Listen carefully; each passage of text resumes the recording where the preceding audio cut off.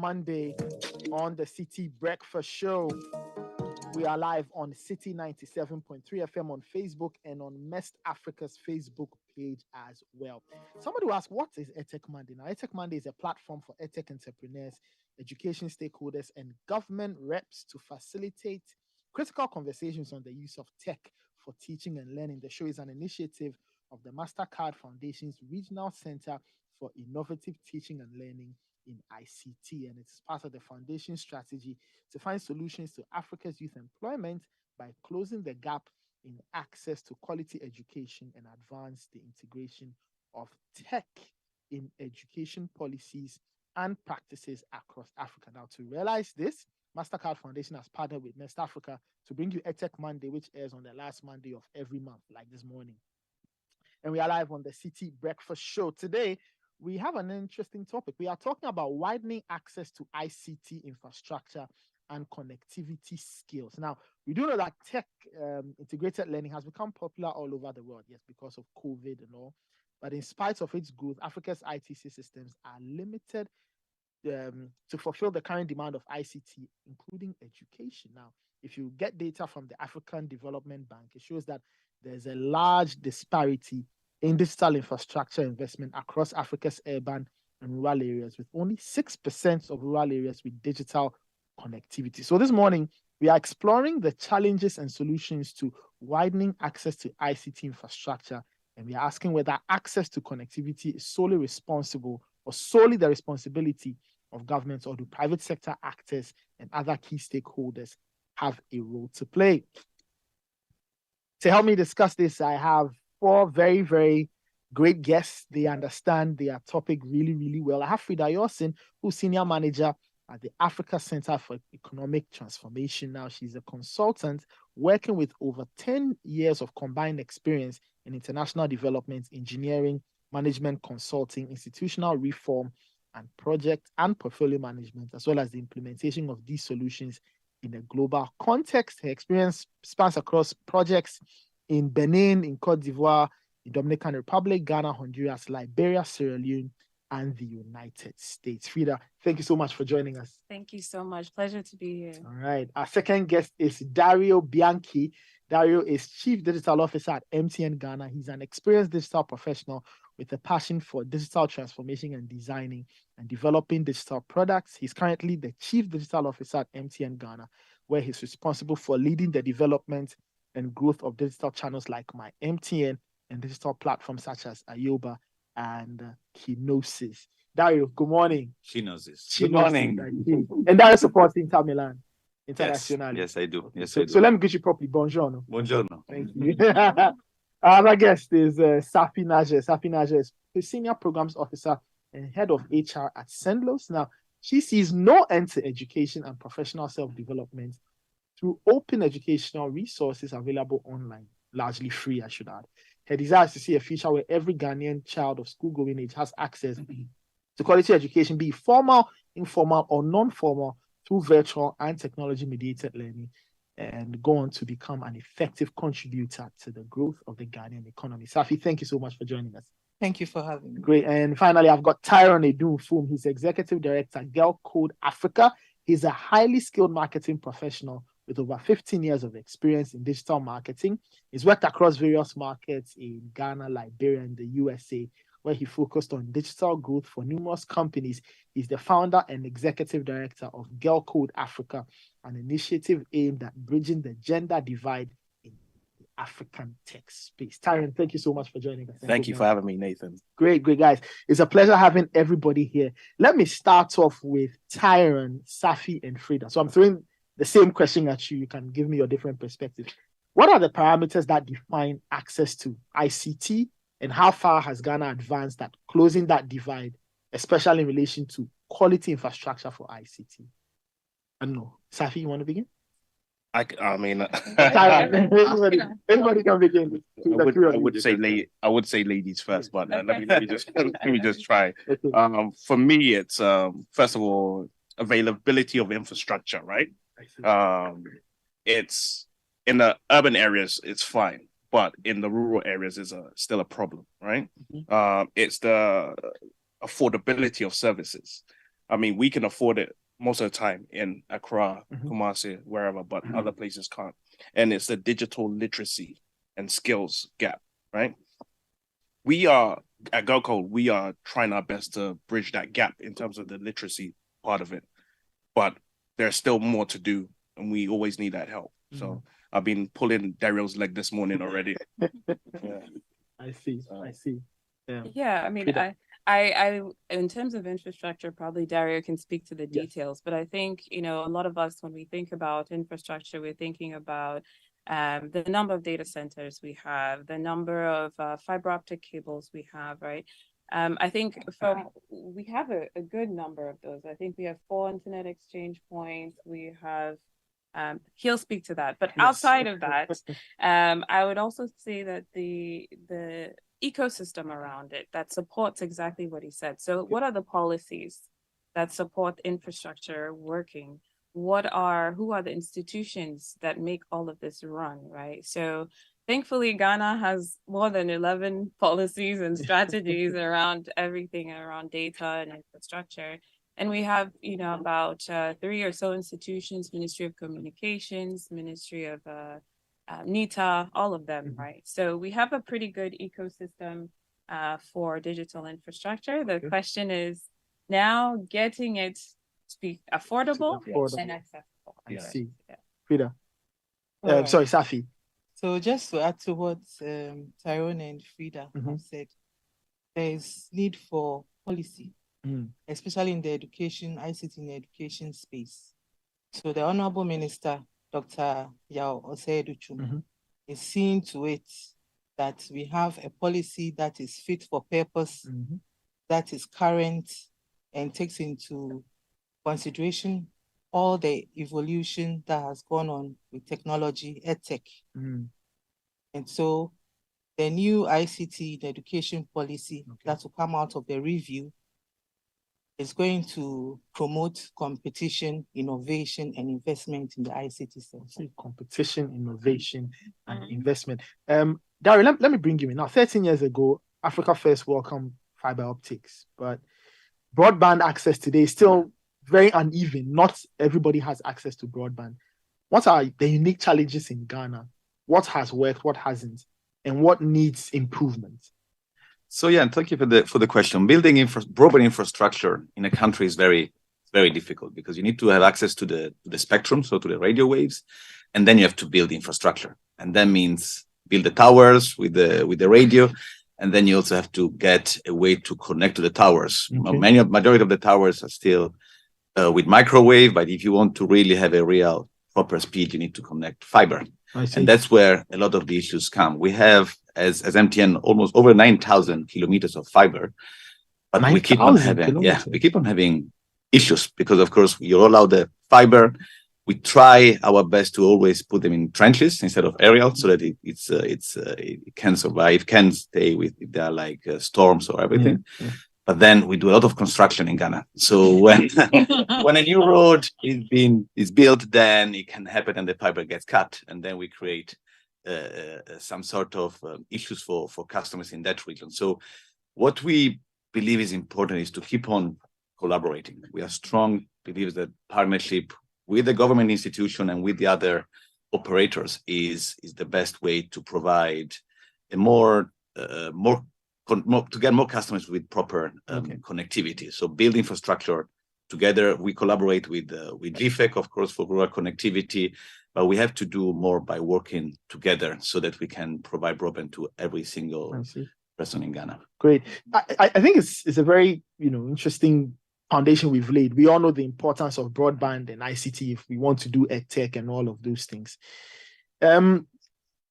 Dario, what the work that you're doing at MTN and Frida, the work you're doing at the Africa Center for Economic Transformation, when the work that you guys, so can you just highlight what you're doing just to bridge that divide? Because like we've established in the urban areas, it's almost okay. People get access to the internet. In the rural areas, not so much. So what are you, the institutions you work for, what are you doing in that space to try and bridge that digital gap? Yeah.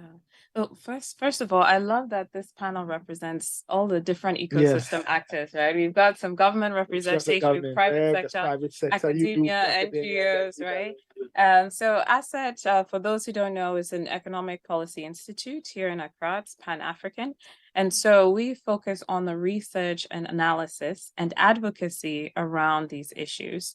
So specifically, for instance, we're currently doing some research on the digital ecosystem in Ghana with IDOS, which is a German operation. And we're looking at what are the different gaps in infrastructure, in services, and then how do we bring those issues to the table, to government, to private sector, and to our NGO partners to bring them all together. The other thing that we do is that we advocate on different platforms, not just in Ghana, but on international platforms. So for example, we sit on a program called the G20 Compact with Africa, and we are working with 12 different countries, their respective ministries of finance, their respective PPP units, to help them understand the issues that our private sector partners come. They say, hey, it takes too long to build anything in your countries. Okay, the risk is too high. So we sit with all of our counterparts, and we actually do peer-to-peer learning sessions where private sector can engage with government, can bring all of them together and actually walk them through day-to-day issues that they need. They need to prepare, let's say, a new project for a new fiber optic line in their country. How do they actually do that? And so we play that convening role, and we also advocate for increased investment in the ecosystem. Okay, Dario? So what do? We bring broadband to all of you. Yeah, that's it. No, I mean, we of course, it's not perfect yet, but if you look at the numbers, we cover with 4G over 99% of the population. So that is a key layer where we can then build on top. And what we're doing on top of the connectivity that we bring is we are trying to reduce the cost of devices, because once you have covered an area or a village or a city, then you say, okay, how can people get the device? And devices are still expensive. So in our base, we have around 50% of customers that still use only a young phone, and they don't have access to a smartphone. So how can we reduce the cost of the device? So we have a lot of programs using mobile money where you can buy devices in like smaller installments. And so that's something we are working on that is very important. And then through the foundation and through different other programs, we also do a lot of education, because once you get a device, then what do you do with it? How can you make sure that you make the most of the device, that you can use it for education or to learn new skills? So it's a continuous activity. It's a process that you start with the connectivity, you start with the fiber, then the connectivity, then of course you need to make the data affordable. And I have to say, of course, we can always do better, but in Ghana, if you look at the continent, the cost of data is not the most expensive. We are not maybe the cheapest, but it's relatively okay. Then we have to make sure that we bring devices and make sure that devices are affordable. Great. I just wanted to ask a quick question on the previous one. In terms of connectivity, have we looked at low orbit satellites instead of fiber lines? So there are some work that the ministry and the regulator has started with satellite, not with us, with one of our competitors. And so I think we all heard about Starlink. Is live in Nigeria, so Starlink could also come to Ghana, but right now it's very, very expensive, so it's not going to be a solution right now. But in the foreseeable future, it could be that they reduce the. Right now, I think the device is over $400. So wow. That's steep. Steep. Exactly. Let me bring Tyrone and Safi, and then this question is for the two of you. What would you advise what action would you advise to ensure inclusion and equity, especially for rural Africa? Safi, do you want to go first this time? All right. Yes. Thank you. So, in order to foster or ensure inclusion and equity in access to ICT, I would advise that we make more policies that include the needs of the less privileged, includes the needs of the rural folk, the rural communities, and also reduce policies that will help reduce the rate or the cost of connectivity, the cost of devices. Cost of data too. Cost of data. Yeah. Also training of girls, gifted and talented children, out of school children, youths that are non-literate and adults, training them in digital literacy in rural Africa. Okay. Is really is key. And also provision of power in the rural areas. That's very important. Very important, because all of this can't function without electricity. Yeah. So I 100% agree with what Safi was saying. It's a multi pronged approach for me. So for me, it's when we were dealing with Go Code, the first thing we did was we had to get the community involved. Okay. Because you can try and get things done, but if they don't buy into it, then it's the buying is exactly so 100%. So we actually got one of the chiefs involved. He called all the stakeholders and got them involved. Getting the infrastructure, that's key. Is the cost of setting it up. I know that people like MTN, they can get it done, but the problem is it's the cost of maintenance. It's the cost of getting it out there. If you look at the internet penetration, I think it's over 60%, right? And the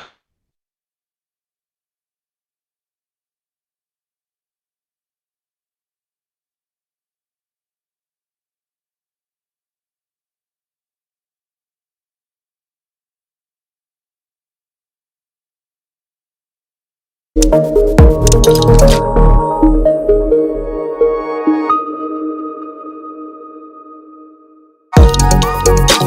not just a broad approach.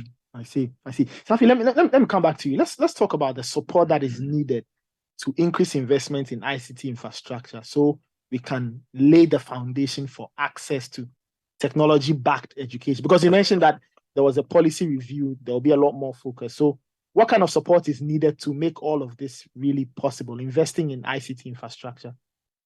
All right. So first of all, I would say political will.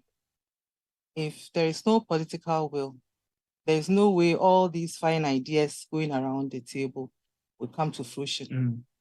So we are fortunate we have the political will now. And so we now have to look at making favorable policies and regulatory frameworks that would also provide incentives. Okay. And I think this will drive investment in the ICT sector. I see. Wonderful stuff. You're listening to EdTech Monday on the City Breakfast Show. Today we are discussing widening access to ICT infrastructure and connectivity skills. My guests for the morning, I have Frida Yosin, who's the Senior Manager at the Africa Center for Economic Transformation. I have Dario Bianchi, who's Chief Digital Officer at MTN Ghana. I've got Safi Najer, who's a Senior Programs Officer and Head of HR at Sendlos, and Tyrone Idun-Fum, Executive Director, Girl Code Africa. Dario, let me bring you back in. I'll take your thoughts and Tyrone's as well. Now, ICT infrastructure is very dependent on the functionality of other services. So, like access to electricity, works, and all of those things. Now, with the current disparities as we see, how do we go about policy inclusion to ensure last mile access?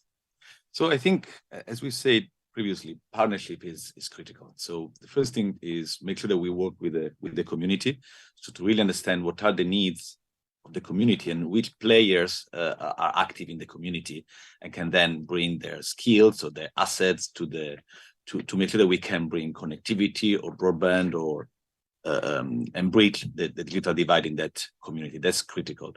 And we have to work also, of course, with the government institution. So we are working closely with the Ministry of Communication and Digitalization to make sure that we work collaboratively to achieve the objective of moving Ghana to the getting more people in Ghana to enjoy their digital experience. The other part is also partnership with the private sector.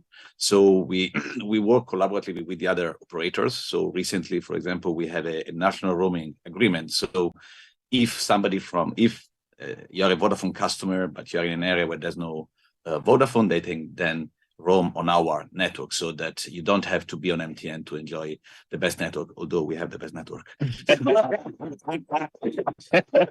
like that. I like that. Shots fired. Exactly. I like that. Together, that's really the key element of our strategy, with the government, with the other ICT players, and with the other telecommunication players. Sorry. For me, I think there needs to be a holistic approach, right? In terms of if there are connectivity issues, it's working with ECG as well as the telcos, right? To make sure that their plans align. So where there's going to be connection in terms of power lines here, they also work on that route. So it's just having that conversation between NGOs, telcos, and everybody. For us as well, what we did as well, so how Go Code operates is we build 40-foot containers, but we also have the capacity to put my brain freeze, sorry, solar on top of it, on top of it. So at least there we keep that connectivity going all the time. So whether or not there is electricity, exactly, still some power exactly that's behind exactly. So I know once again it's the cost of maintenance and all of these things, and it's the skills that need to be taught to be able to do this. But I think once everything is aligned, there could be better services all around. Interesting. The issue of cost has come up. That's why I was happy there were questions on the investment, because it is very cash intensive. You need a lot of money to get this going. Frida, let me take your thoughts on how we can harness access to ICT infrastructure to advance gender equality, empower women, and even help us attain the SDGs. Actually, can I speak on the investment before I come to that? So one of the things that we hear a lot from the private sector in our research is that there are a couple of things they need to actually invest. Sure, the policy environment is critical. And yes, we have 11 policies, but are they fit for purpose? Right. And when I come to the country, is it actually easy for me to get what is in the policy implemented? But two, they ask, are these projects bankable? Am I going to get my money back? Are they structured in a way that I can get my money back? And two, are they risky, right? There's perceived risk in African investments. And so are there opportunities for governments to create, say, for example, guarantee mechanisms or the World Bank that will be there for me in case my investment goes south, right? And then lastly, the time it takes to do all the preparation is long. So on average, in a lot of African countries, they can take infrastructure, maybe it take like 10 years to actually get infrastructure set up. But I go to South America, I go to Europe, and maybe within 3 to 5 years, I'm done. I'm in and out, I'm gone. So who wants to invest when I know it's going to take me 10 years to go back and get my investment? So these are some of the things that we need to, get worked on. But in terms of, girls and women, I mean, we've got girls code. I think, as a woman myself, one of the best things is the flexibility that having access to ICT gives me. I can work from home. All of us now are excited about COVID and being able to work from home. Thank God for that. And that frees you to be able to multitask, right? So if you're home, you're working, you're doing this, you're taking care of so many other things. But also for women, it offers an alternative path for advancement, right? So we're in our rural areas. Unfortunately, many of our young girls are still stuck with the traditional roadmaps that they've been given for market or farming or whatever. ICT opens so many new avenues, so many opportunities for new career paths that women can explore and make an income as a result. I see. Wonderful stuff there. Darren, let me bring you back in. I'll take Safi's thoughts as well. Now, what role can partnerships and private investments, by stakeholders play in widening access and connectivity so that we can have this technology-backed education that we all want? So our strategy as MTN, like a couple of years ago, we released our new group strategy called Ambition 2025. And the objective is to move from being a telco to become a platform. So, and that's a key part of our strategy. From being a telco to a platform. So we want everybody, businesses as startups and consumers, to make the most, to use our platform. So we have 5 key platforms, and the most critical, of course, the most important is mobile money. But we also have 2 very important platforms. One is Ioba, that I hope all of you have Ioba on your phone. And Ioba is a super app where we are getting more and more local startups, some of them also in the education space, to build services. We call them micro apps that can live within Ioba. And the beauty is that Ioba is free. So if you are on the MTN network, you don't have to use data to use it. So we had some education micro apps, and so you can stay there on the app and it doesn't use your data. We also have another platform called Kinosis. That's a bit more technical. It's around API, but again, we believe that to bridge the digital divide, we need to help the end user, but also the startups. We believe that startups can really be the growth engine of Ghana. And through startups, through Kinosis, through Ioba, we can really help them growing and become, from being startups to become real proper businesses. I see. Wonderful. Safi? Yeah, so partnerships between state and non-state actors, it's really crucial in providing the investment needed to get ICT infrastructure expanded and also e-content created. And this is where I'll say the Center for National Distance Learning and Open Schooling comes in, because a lot of our interventions, our virtual interventions, have come about not only as from support from the government, but also from non-state actors, UNICEF, UNESCO, Plan Ghana. So we have our e-content production studios at St. Louis to promote digitization of electronic content.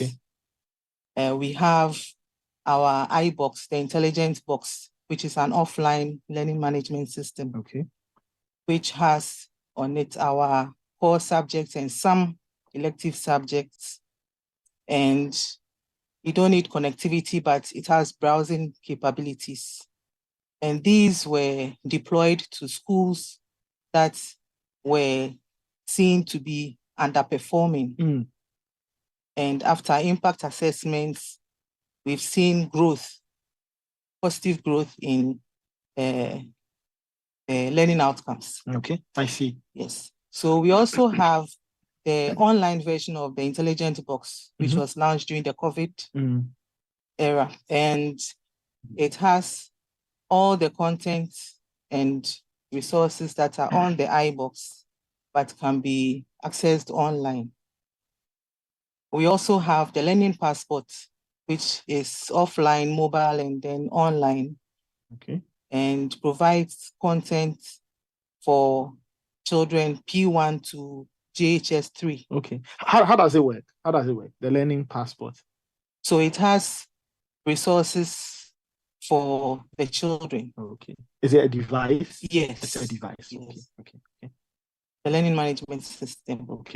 That you can have on your phone. You can access on your phone, on a laptop, tablet. I see. Let's just go back. You mentioned the recording studio bit. Yes. I mean, how does that work? How do you integrate all of that into the learning? So we have our content.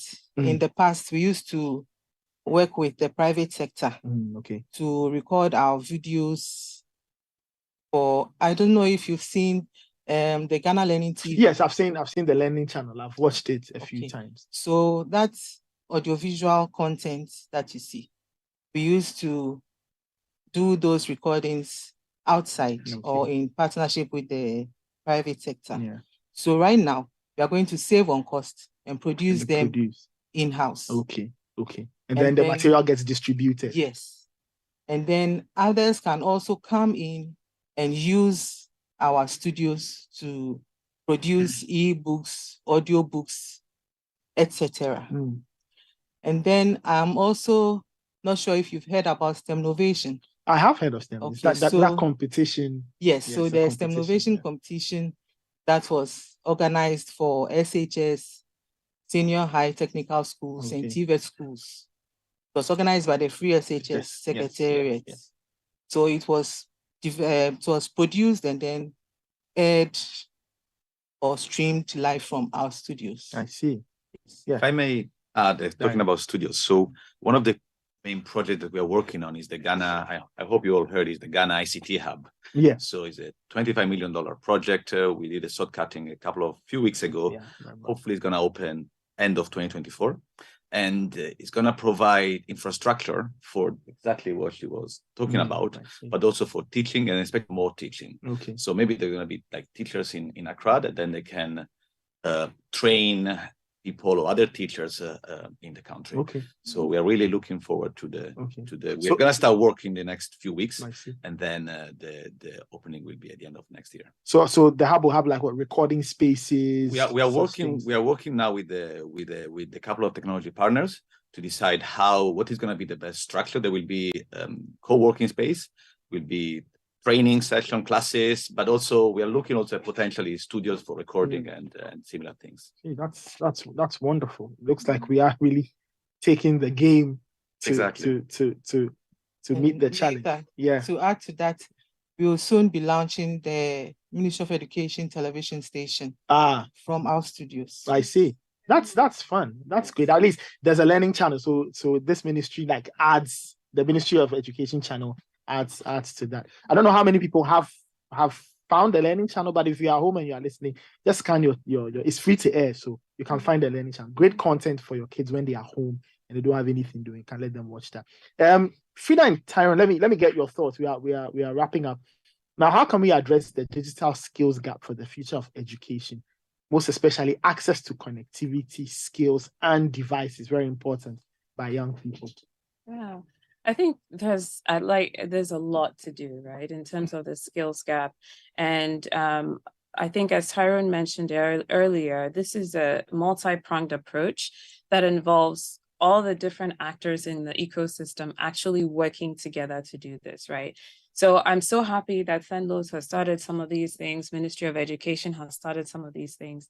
But from the startup perspective, I'm part of the Ghana STEM network. I know so many additional NGOs who are doing robotics, who are doing innovation, who are coming with e-campus, right? Different learning platforms. So I think on one hand, the public sector has to take a lead in clearly defining these are the areas that we are targeting for skills improvement, okay? And this is where we need the rest of you to fit in. So then those who have strengths in the private sector in some of these areas can come in and pitch in. But there's just so much to do in terms of STEM. We've started, but there's so much to do. In terms of just the rural areas, training them around just how to use digital devices. So all I would say is, there's so many partners. It's a collaboration that really needs to work to make them happen, because there's so much innovation already on the ground. I see. Yeah. I 100% agree. And if you're taking it back to the previous question about the gender equality, right? I mean, for us this all started through my daughter just saying, hey, what can we do for girls in Africa? And I pretended, shrugged her off, go do your research. She came back, said, hey, Africa has the most natural resources in the world, but we're probably last but one in terms of GDP. How can we get these sustainable development goals 4, 5, and 8?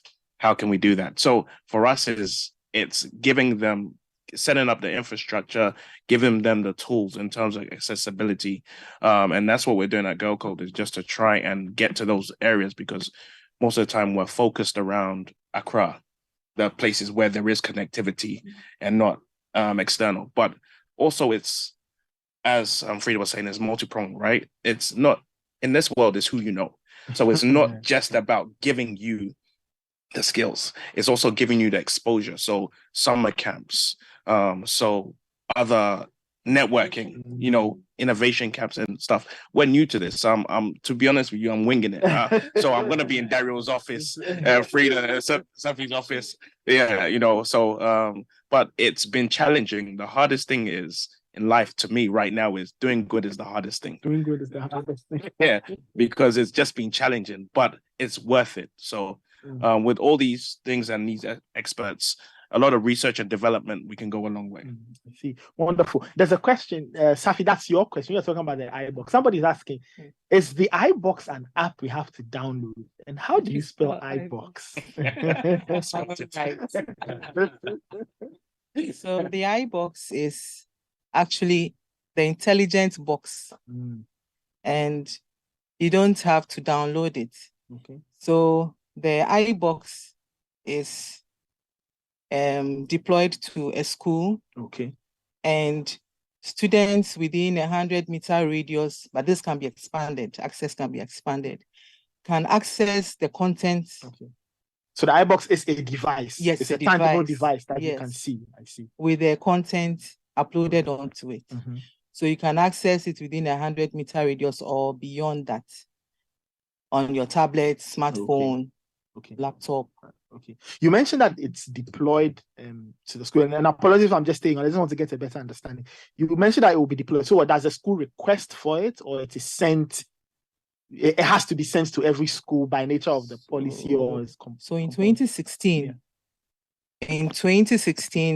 it was produced and deployed to schools that were found out to be low performing.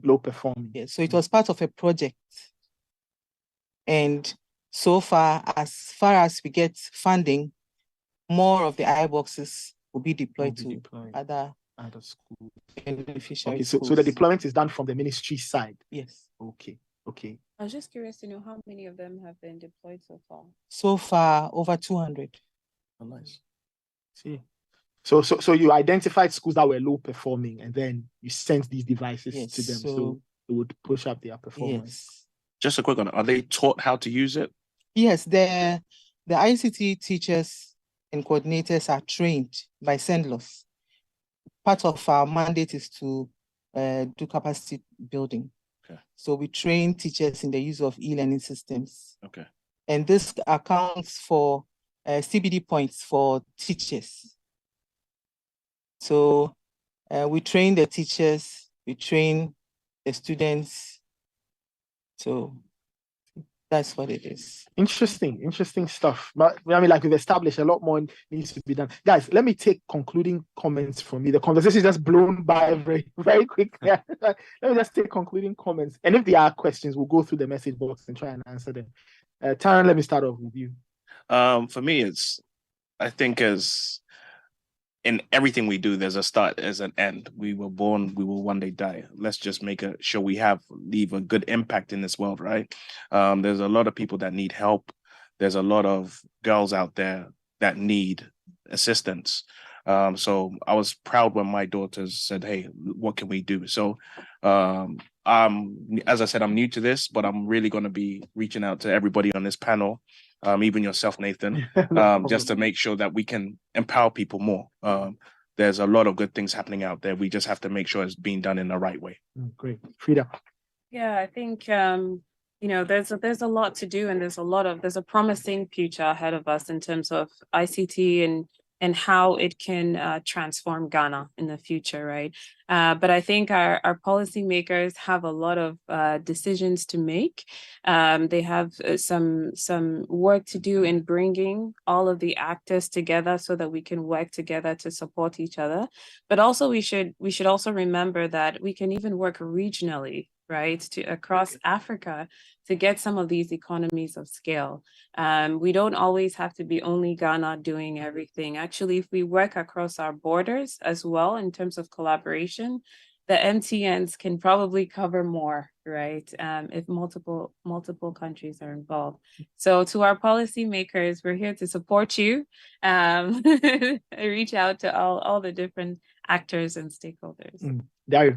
So the message for us is that as MTN, bringing connectivity is the least we can do, and bring fast broadband everywhere is the least we can do, but we want to do more. As I said, we want to be a platform where any player can just then, let's say, ride on our platform. So my recommendation is to go on IOBA and see how you can build educational or training that sits within IOBA, so that we have over 2 million customers using IOBA every month.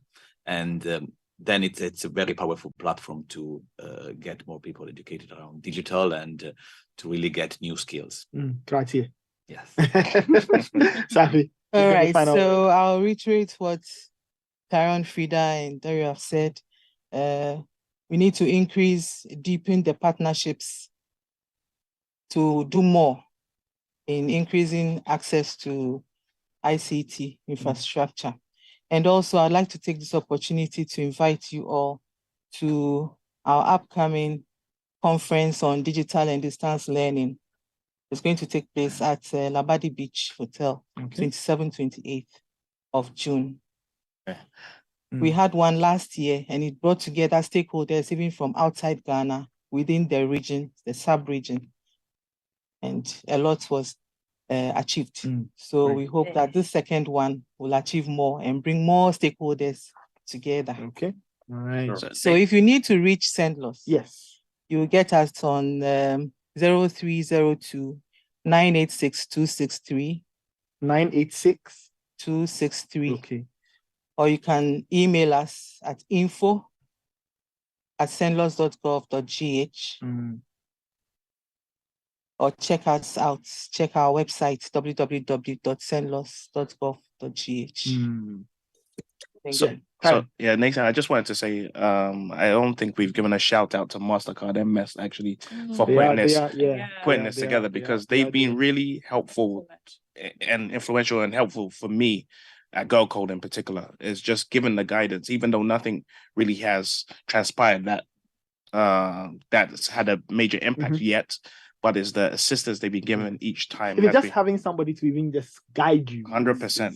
And even the research that we've done at our set too, a lot of that has been funded by MasterCard Foundation. Guys, it's been fun talking to all of you. It's the May edition of EdTech Monday. Now we're live on City 97.3 FM. We're live on the City Breakfast Show. We're live on City FM's Facebook page and MEST Africa's Facebook page as well. I had Frida Yorsin, Senior Manager, Africa Center for Economic Transformation. I also had Dario Bianchi, Chief Digital Officer, MTN Ghana, here with me. I also had Safi Najer, who is the Senior Programs Manager, Head of HR at Sendlos, and Tyrone Idunfum, Executive Director, Girl Code Africa. We've been talking about widening access to ICT infrastructure and connectivity skills, all part of EdTech Monday. And like I said from the beginning, EdTech Monday is a platform for EdTech entrepreneurs, education stakeholders, and government reps to facilitate critical conversations on the use of technology for teaching and learning. EdTech Monday airs every last Monday of every month, and it is live on the City Breakfast Show and also live City 97.3 FM and MEST Africa. My name is Nathan Kwao, as your moderator for the session, and we'll catch you in June.